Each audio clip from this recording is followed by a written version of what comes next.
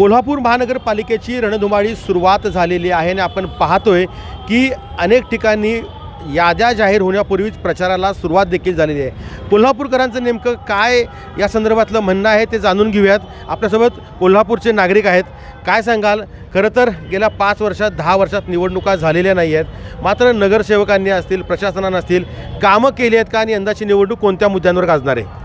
खरं बघितलं तर गेल्या 5 ते 6 वर्षामध्ये प्रशासकाची भूमिका अत्यंत बोटचेपी राहिलेली आहे।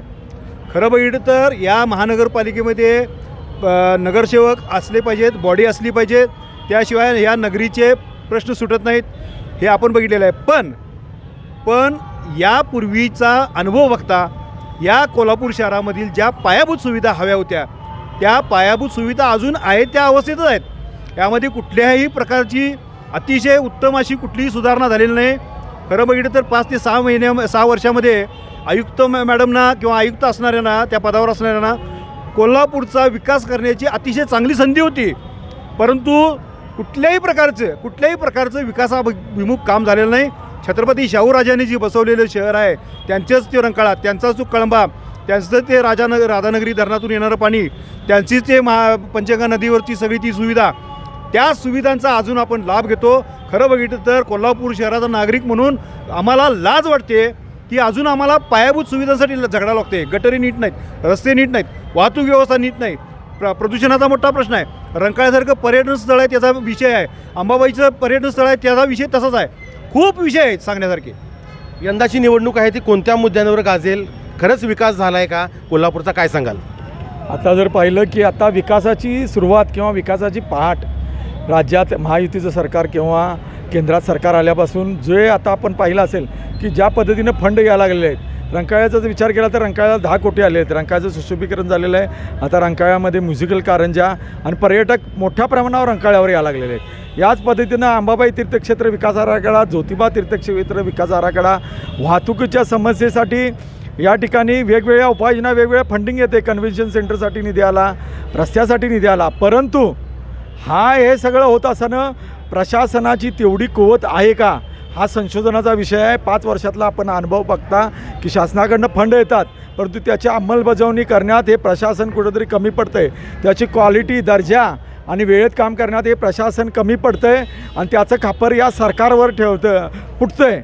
आमदार राजेश क्षीरसागर यांच्या माध्यमातून किंवा महायुती सरकारच्या माध्यमातून प्रचंड मोठ्या प्रमाणात देखील फंड प्रस्तावित आहेत। माननीय मुख्यमंत्री आणि उपमुख्यमंत्र्यांनी जाहीर केलं की मोठा उड्डाणपूल पंचगंगा नदी ते शिरोली असा होणार आहे।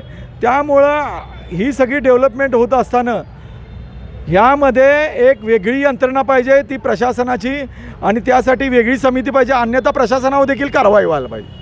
काय सांगाल? खरं तर महिला खूप मोठ्या संख्येने येत असतात, पर्यटक येत असतात, काय नेमके त्यांच्या समस्या वाटत आहेत आणि खरंच नगरसेवकांनी कोल्हापुरात विकास केला आहे का? 10 वर्ष प्रशासक राज देखील आपल्याकडे पाहायला मिळालं होतं। माझं एवढंच म्हणणं आहे की आपण निवेदन 5 वर्ष झाले आम्ही देतोय प्रशासनाला की बाबा महिलांसाठी स्वच्छतागृह झालं पाहिजे किंवा महिलांसाठी सुरक्षा हे सगळं झालं पाहिजे, पण ती दखल घेतली जात नाही आहे। ती दखल घेतली पाहिजे हीच माझी विनंती आहे। काय सांगाल? खरं तर निवडणुकीची रणधुमाळी आहे ती सुरुवात झालेली आहे, कसं पाहता एकूणच खरंच कोल्हापूरचा विकास झालेला आहे? कारण काय नेमके मुद्दे या प्रचारात येतील असं वाटतं?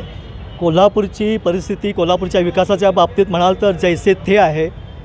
पंचगंगा प्रदूषण मुक्तीचा प्रश्न सुटलेला नाही। हद्दवाढ न होता ही निवडणूक लादलेली आहे हा आमचा स्पष्ट आरोप आहे।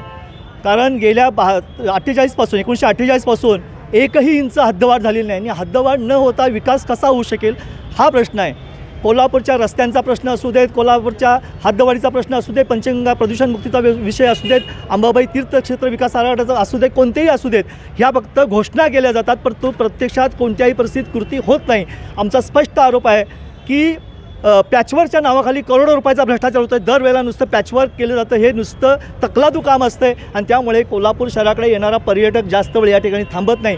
आणि येणारी निवडणूक आम्हाला अपेक्षा आहे, कारण 5 वर्षाचा जर प्रशासक कालावधी हा पूर्णपणे फेल झालेला आहे। येणाऱ्या निवडणुकीतून अपेक्षा आहे की निदान येणारे नवीन नगरसेवक महापालिकेमध्ये चांगला आवाज उठून काहीतरी काम करतील अशा आपण आशा धरूया।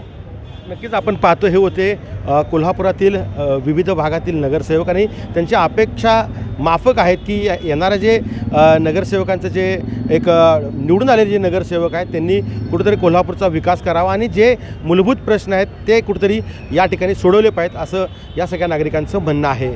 सतेज औंधकर, लोकशाही मराठी, कोल्हापूर.